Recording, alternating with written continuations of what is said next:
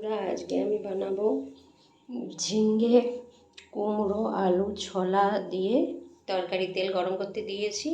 দেখো বন্ধুরা, তেজপাতা লঙ্কা আর পাঁচফোড়ন দিয়ে দিয়েছি। এবার আমি দিয়ে দেবো কেটে রাখা পেঁয়াজ।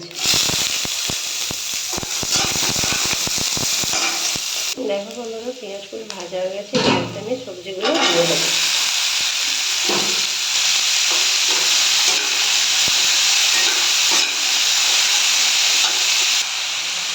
এর মধ্যে এবার লবণ দিয়ে দেবো।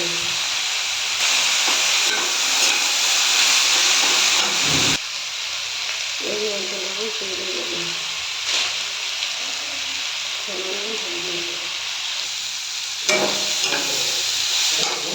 এর মধ্যে ভাজাগুলো দিয়ে দেবো।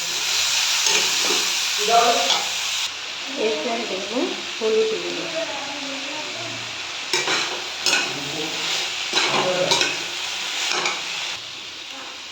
এর মধ্যে আমি জল দিয়ে দেবো।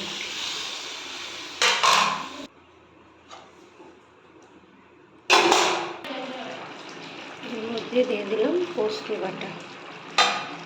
দেখো বন্ধু, এটা আমার পুরো রেডি